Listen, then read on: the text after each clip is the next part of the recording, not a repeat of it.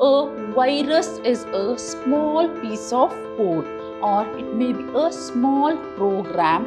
A computer worms are the malicious and self-replicating code, and it is also called malware. The computer virus never occur naturally. When the user is going to open that particular document which is attached with the macro virus,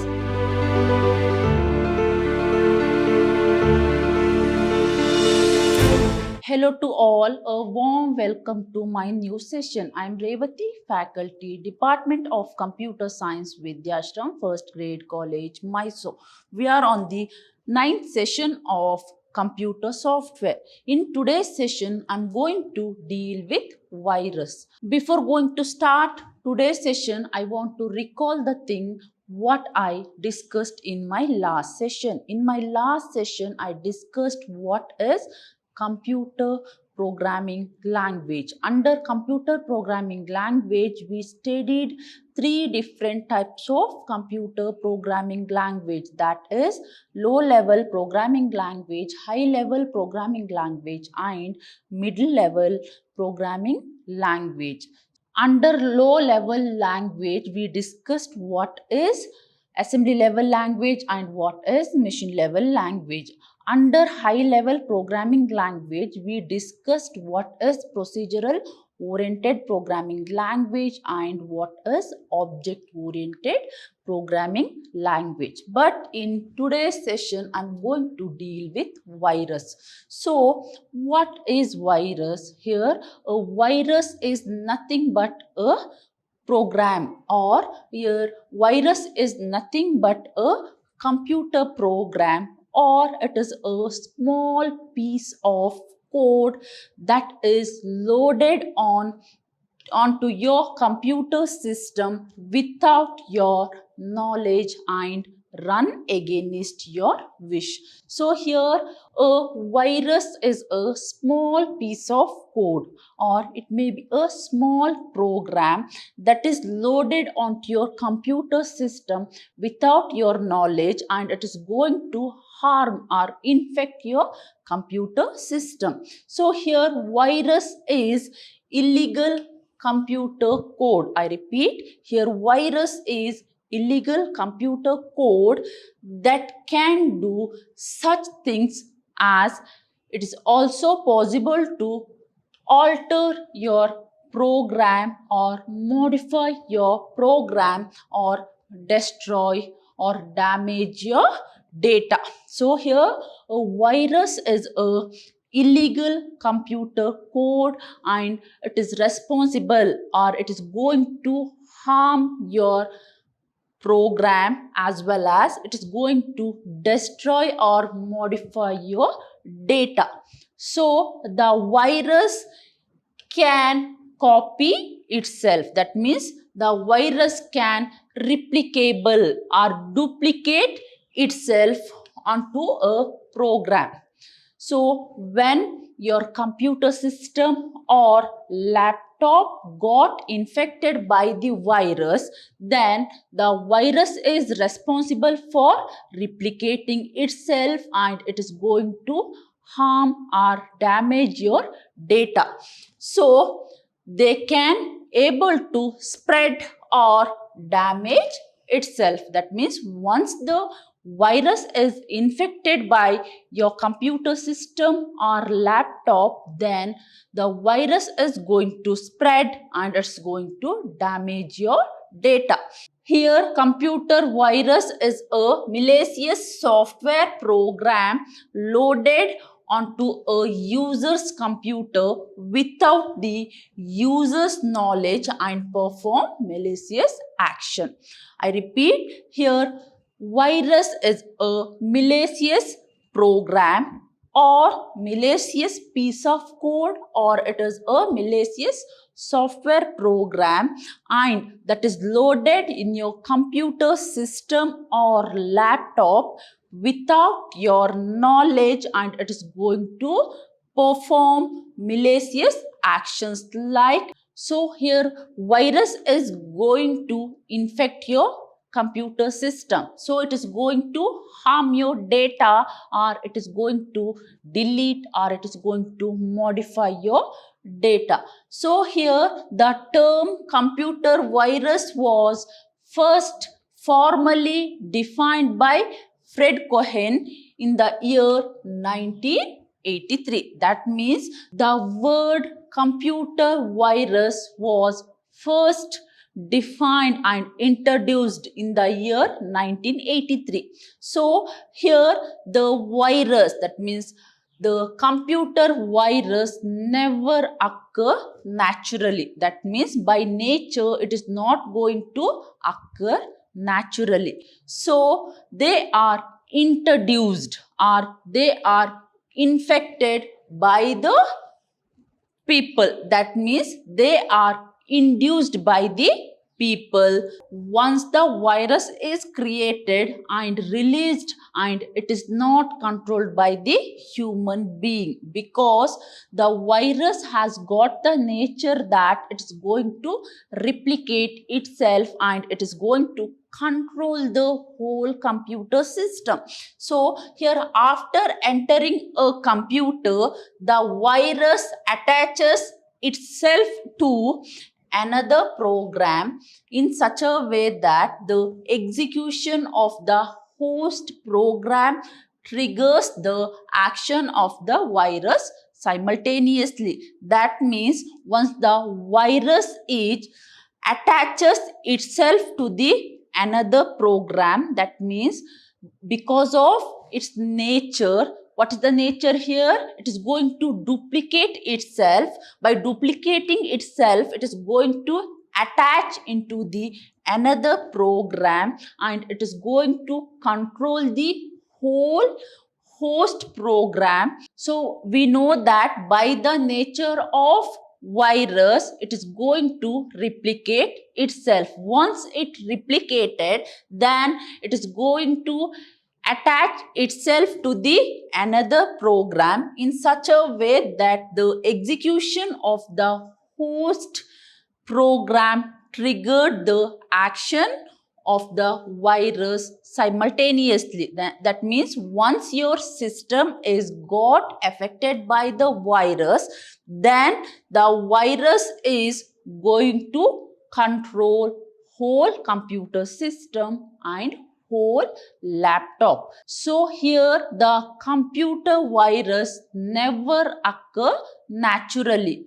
So it has got special quality that it can self-replicate or self-duplicate, insert them itself onto other programs or files, or infecting them in the process. So the virus spreads when the software or document get attached by the virus, and that is transferred from one computer to another by using network. So this is the very simple way the virus can be infected. That means virus is going to spread when one person is going to send the document to the another computer system. Then the virus can very easily transferred from one computer to another.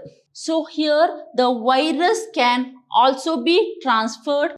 Here, once the virus is infected your computer, then the infected program may include data files or the boot sector file of the hard drive. So here the virus is a small malicious code, or it is a small piece of code, and it is going to harm your computer system. That means when the virus is injected to your computer system, then it is going to destroy your data, or it is going to modify your data. Moving further, we are going to get the types of virus. Here we are going to get 5 different types of virus. In that first one, macro virus. Then we are going to get boot sector virus. Then we are going to get worms. Then we are going to get Trojan horse, then we are going to get bumps. These are the 5 different types of virus. Moving further, we are going to get macrovirus. So here macrovirus are the small piece of program, or it is a small piece that is written by using some macro language as the software. So we know that the macro viruses are the softwares that is written by using some macro language. Here microvirus infects the common victims like Microsoft Word and Excel. That means the macroviruses are infected through the Microsoft Word and Microsoft Excel. That means it is going to affect especially Microsoft Excel and Microsoft Word document. So because they are target software rather than the system. That means the macrovirus is a software and it is going to target only the target software rather than the system. So here macroviruses can infect any operating system. So a macrovirus can able to infect PC and Mac OS. I repeat, a macrovirus is a software virus, okay, and it is designed by using macro language, and it is mainly going to infect Microsoft Excel and Microsoft, and it is mainly going to target software rather than the system. So here macrovirus is going to target software rather than the system. So macrovirus can infect any type of operating systems like Mac OS and other PC. So here the macrovirus is going to work by embedding malicious code into the data files such as documents and spreadsheet. That means the macroviruses are going to work by embedding malicious code with the data files, and data files are created by using Microsoft document and Microsoft spreadsheet. This code is activated as soon as these files are opened. That means the macroviruses are attached with the documents and spreadsheet. When the user is going to open the document and spreadsheet, the macrovirus is going to activated as soon as the files are opened by the user. So here Microsoft Word document are common carriers of macrovirus. So that means the most common way to spread the macrovirus here is, that is Microsoft document. That means the macroviruses are attached with the Microsoft document, and macroviruses are attached with the Microsoft Word document, and it is transferred from one system to another system.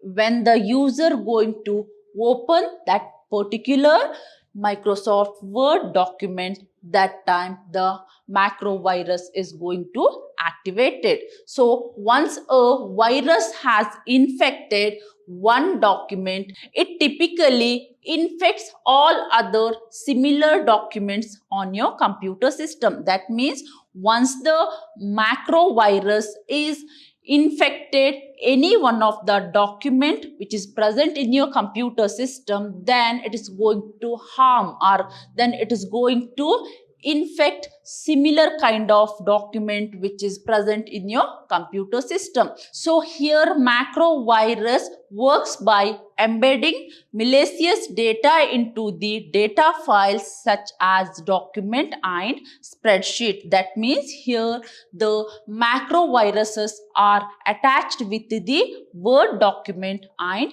spreadsheet, and it is transferred from one system to another. When the user is going to open that particular document which is attached with the macro virus, that time the macro virus is going to trigger and activate, and at the same time it is going to spread throughout the computer system. So here the Microsoft Word document are the common carrier of macro virus. That means this is the main path used to spread or transfer the macro virus from one system to another or from one document to another. So here macro virus are placed in Microsoft Word document or by using Microsoft Excel, that is spreadsheet. Once a macro virus has infected one document, it typically infect all other documents. That means once any one document is infected by your macro virus, then it is going to affect all the other document of same kind or similar kind in your computer system. So here macro viruses are also spread through shared network. That means the most common way used to spread macro virus here is shared networks. So here macro viruses are the small code or small program, and it is written by using macro language, and it is most commonly infected by using Microsoft Word and Microsoft Excel. So here the user is going to inject macro virus to a Word document or spreadsheet, and the person is going to send the document through some shared network. Moving further, we are going to get another type of virus, that is boot sector virus. A boot sector virus infects the boot sector of computer system. Here the name itself indicates that it is a virus or malicious code, and it is going to affect the boot sector of a computer system. So during the system boot, the boot sector virus is loaded into main memory. That means when you switch on your computer system, in that time whatever the boot sector virus present in your computer system, that is going to loaded into your computer main memory, and it is going to destroy the data, or it is going to alter the data which is stored in the hard disk. So here boot sector virus are present in boot sectors of the computer system, and it is going to infect your computer system when you're going to switch on your computer system. So here a boot sector virus is a type of virus that infects the boot sector of floppy disk or the master boot sector record of hard disk. So here the boot sector virus is one type of virus, or it is a one type of malicious code, and it is going to affect the boot sector of floppy disk and the master boot sector of the hard disk. So here the boot sector virus affects the boot sector of the computer system, and it is going to affect when you switch on your computer system. That means during the system boot, the boot sector virus is going to load your computer main memory and it is going to damage or harm your data which is present in hard disk. So here boot sector virus is a type of virus that infects the boot sector of floppy disk or the master boot record of the hard disk. So here the infected code runs when the system is booted from the infected disk. That means whatever the infected code present in your computer system and that is going to run when you switch on your computer system from the infected disk. That means when you boot your computer system from the infected disk, that time the boot sector virus is going to activate and it is going to spread and it is going to damage your computer system. So once it loaded, it will infect other floppy disk. That means once the boot sector viruses are loaded and it is going to infect all the other floppy disks when accessed in the infected computers. That means once your computer system is infected, then it is going to infect all the floppy disks of your computer system and hard disk of your computer system. So while boot sector virus infect at a BIOS level, that means it's also capable to infect at the BIOS level. They use DOS command to spread to other floppy disk. That means here the boot sector virus is capable to infect at the BIOS level and by using DOS command they can easily spread to the other floppy disk. Moving further, we are going to get another type of virus, that is worms. So a computer worm is a malicious code. I repeat, a computer worm is a malicious self-duplicating or replicating software program and it is also called malware. I repeat, computer worms are the malicious and self-replicating code and it is also called malware, which affects the functions of software as well as hardware programs. That means, so worms are mainly going to affect the functions of software as well as the computer program. So it is also self-replicative by the nature and it is going to spread across the network.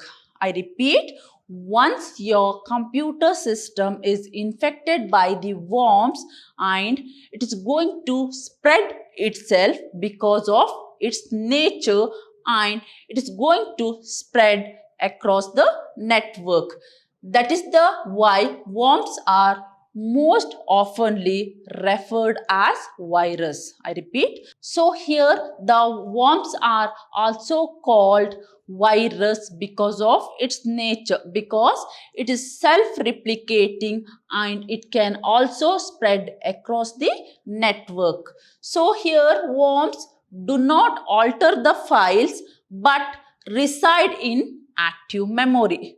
So the worms are the virus and it is not going to alter or not going to modify your data. So it is going to reside in your active memory and it is going to duplicate or replicate themselves. Worms do not alter the files but they are reside in the active memory and they are duplicate themselves. So here worms uses part of the operating system that are automatic and usually invisible to the user. That means worms are placed or worms are reside in the part of operating system and they are automatic and they are invisible to the user. The next type of virus here is Trojan horse. So Trojan horse is a piece of malware. I repeat, it is a piece of malware and that can damage or steal or harm your data. I repeat, here Trojan horse is a example for malware and it is a small piece of code and it is going to damage or it is going to steal or it is going to harm your data and harm your computer system. So here a Trojan horse is a malicious software which is usually disguised as a legitimate computer program. I repeat, here Trojan horse is example for malware and which is disguised as a legitimate computer program. Once the Trojan horses are downloaded and installed on your computer system, it allows the hacker to hack your computer system. That means once you download or once your computer system is infected by the Trojan horse, then it allows the hacker to spy on your online activity, access and copy file from your hard disk, modify or delete your data, hamper and performance of your computer system and even steal your personal information. So this is most dangerous virus, that is Trojan horse. Once the Trojan horse is infected by your computer system, that allows the hacker to hack your computer system, that allows the hacker to destroy your computer system, that allows the hacker to access your personal information. So here a virus is by nature self-executive and it is self-replicate. That means the virus is self-execute and self-replicate, but whereas Trojan horse, it is not by the nature of self-execute and self-replicate. So here the Trojan horse is not self-executive and self-replicate. Here the user has to execute a Trojan horse. That means the user is responsible for Trojan horse execution. That means usually the user is going to receive a unknown mails and the mails are attached with the Trojan horse. When the user is going to download or click that particular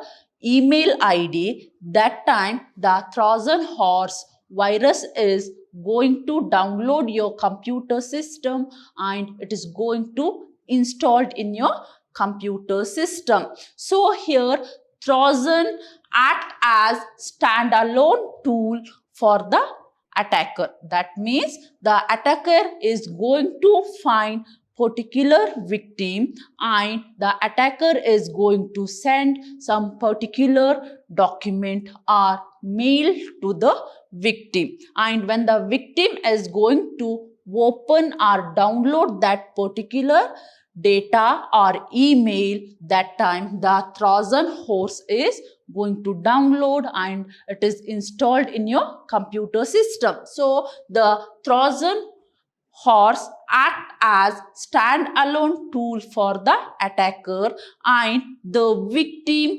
receives an official looking emails with an attachment. So in the Trojan horse, the victim is going to receive the email with some attachment and it looks like official email. And when the attachment contains malicious code like Trojan horse, and it is executed as soon as the victim clicks on the attachment. That means when the victim click that attachment, the particular Trojan horse is going to download and it is going to install in your computer system. So here the user, that means the one who going to use the computer system, is responsible for activating, installing Trojan horse. Moving further, we are going to get the bumps. So here the bumps are called logic bumps, and they are small bit or small piece of code contained in other program. I repeat, so here bumps are the small bit of code and that is attached with the some other programs. So a logic bumps is a malicious piece of code that's secretly inserted into a computer network. So here the bumps are the malware, or it is a malicious code, and that is secretly installed or inserted in your computer network, operating system and software applications. So it waits until the specific condition is going to occur. That means the bumps are the malicious code and it is inserted into the computer network or operating system or software application, and it is going to wait until the particular condition is going to occur or the particular condition is going to trigger. And when the condition is met, that time the logic bumps are triggered. I repeat, when the particular condition is met, then the logic bump is triggered. The condition that triggers a logic bumps can be classified into two types, that is positive or negative. That means whatever the condition is used to trigger logic bumps are classified into two types, positive and negative. So here logic bumps with positive triggers denote after a condition is met, such as when you open a particular file. That means in positive trigger, when the particular condition is met, then you can open a particular file. So in negative trigger launches a logic bumps when a condition is not met. So in logic bumps, in that positive bumps, when the particular condition is met, then it is going to trigger.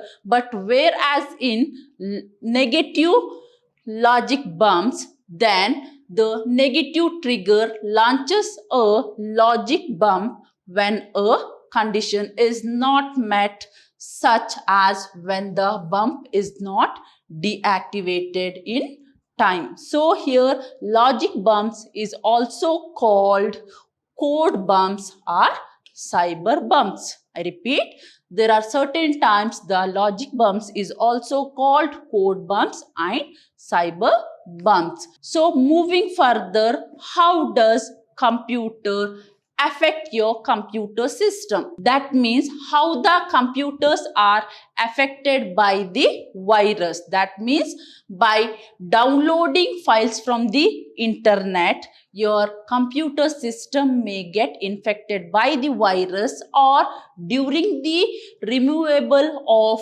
media or drives. That means by using removable media or drives, the computer may get infected by the virus, or by through pen drive, or by some email attachment, or by some unpatched software and services, or through unprotected or poor administrator password. These are the some way the virus can easily infect your computer system. Then what is the impact of virus? That is, the first impact here is, that is, disrupts the normal functionality of respective computer system. That means once the computer is infected by the virus, and it is going to disrupt the normal functionalities of the computer system.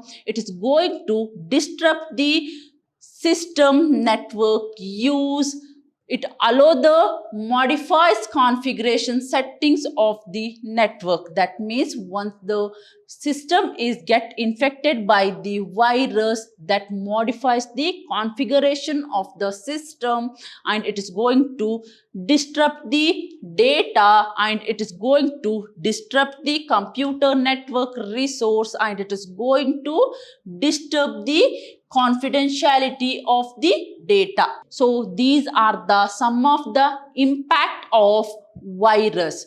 So moving further, let's see how to prevent the computer system. In that first one, don't share C drive without password and without read-only restriction. And the another step, install an effective antivirus software. That means your computer system must be installed with some effective antivirus software, and update your computer system frequently. And the third one, patching up the operating system, patching up the client software, putting high secure password, and use of firewalls, and multiple backup of important files, and use secure operating systems like Linux or Unix operating system. Suppose, dear students, if you are using Windows operating system, then the Windows operating systems are most frequently infected by the virus. So instead of Windows operating system, please use Linux operating system or Unix operating system. So suppose if you are using Windows operating system, then provide the secure password for your C drive, or provide the secure password for the very important data, and use antivirus software, and frequently update your antivirus software, and scan frequently your computer system by using some antivirus software, and patch up your client software.